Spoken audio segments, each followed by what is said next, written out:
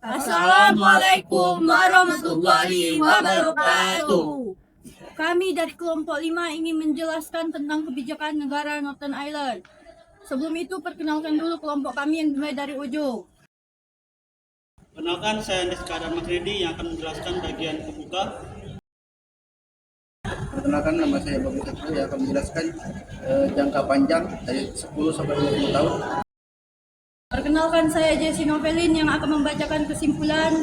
Perkenalkan, nama saya Laslia. Saya akan menjelaskan tentang kebijakan Northern Ireland jangka menengah 5 sampai 10 tahun. Perkenalkan, nama saya Yunada Hadijah. Di sini saya akan menjelaskan jangka pendek, yaitu skala 5 tahun.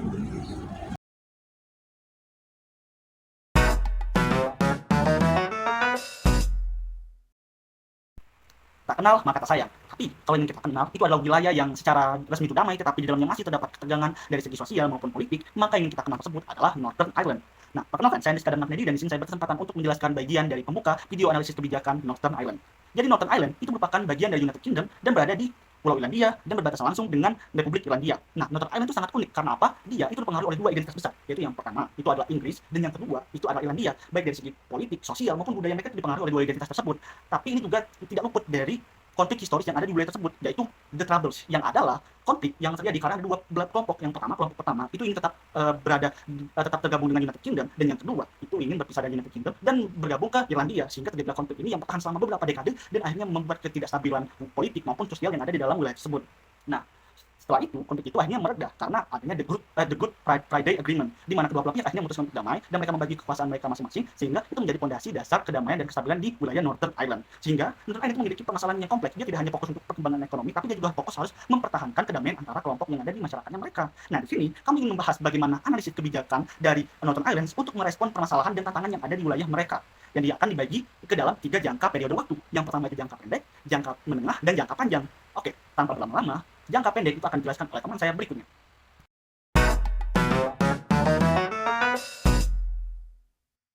Berbicara tentang negara Eropa, Northern Ireland merupakan salah satu negara yang memang telah menetapkan kebijakan resmi yang diberlakukan secara kontinu dan dirancang di tahun 2022 dan akan diimplementasikan hingga di tahun 2027 mendatang dan tahun-tahun berikutnya sejak tahun 2023. Di dalam kebijakan tersebut dinamakan sebagai Climate Change Act yang terdiri dari Climate Change Plans. Apa saja? Nah, kebijakan-kebijakan tersebut diantaranya bertujuan untuk menumbuhkan green skill sejak dini bagi anak-anak lewat kurikulum pendidikan yang paling mendasar. Berikutnya, pemerintah memang dengan sengaja mendidik para saintis ataupun memodali mereka agar dapat terus menginovasikan produk ramah lingkungan dan energi terbarukan. Dan mereka juga mengusahakan pembatasan penggunaan karbon atau yang dinamakan sebagai emisi karbon. Di dalamnya, pemerintah pun turut menetapkan presentasi wajar bagi para pelaku usaha ataupun industri agar tidak terlalu mencemari lingkungan dan meminimalisir dampak negatif yang dihasilkan.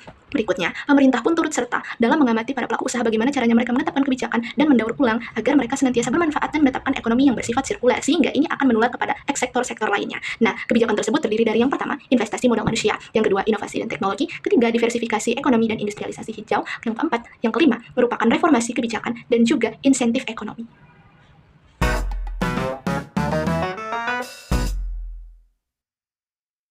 Oke, di sini aku akan ngejelasin kebijakan jangka panjang negara North Ireland. Yang pertama itu stabilitas politik dan rekonsiliasi.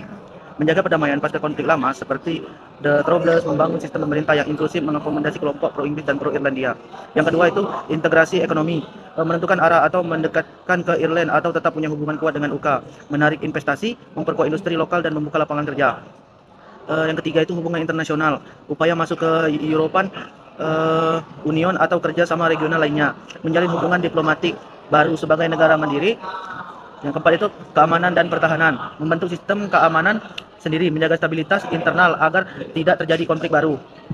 Yang lima terakhir infrastruktur dan kesejahteraan, investasi pendidikan, kesehatan dan transportasi, mengurangi ketimpangan sosial ekonomi. Mungkin itu aja dampak kebijakan jangka panjang negara North Ireland.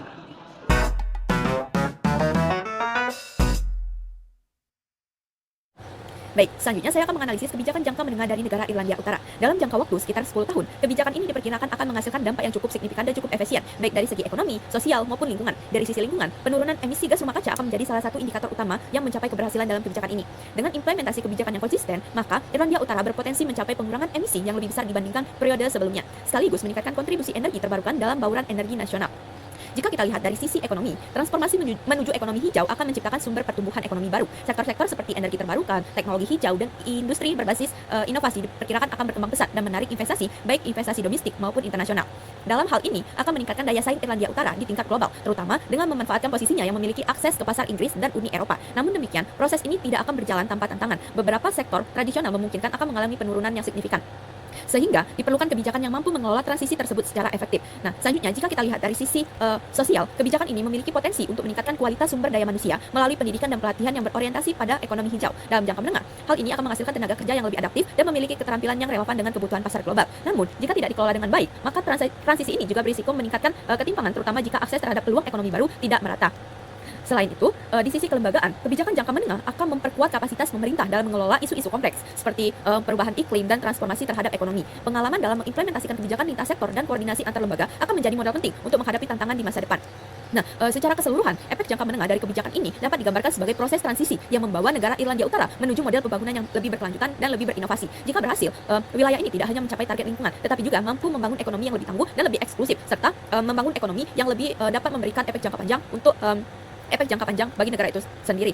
Namun, keberhasilan tersebut sangat bergantung pada konsistensi kebijakan, stabilitas politik, serta kemampuan pemerintah dalam mengelola berbagai trade-off yang muncul selama masa atau proses transformasi.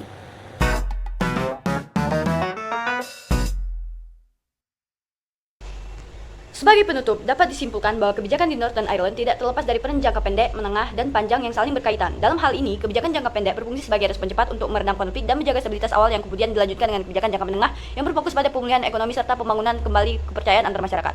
Selanjutnya, kebijakan jangka panjang menjadi fondasi utama untuk menciptakan perdamaian yang berkelanjutan dan pembangunan yang inklusif. Oleh karena itu, tanpa adanya kesinambungan antar ketiga tahapan tersebut, upaya yang dilakukan tidak akan mampu menyelesaikan permasalahan secara menyeluruh. Dengan demikian, keberhasilan suatu kebijakan sangat ditentukan oleh konsistensi strategi yang diterapkan secara berkelanjutan, bukan hanya sekedar solusi jangka pendek.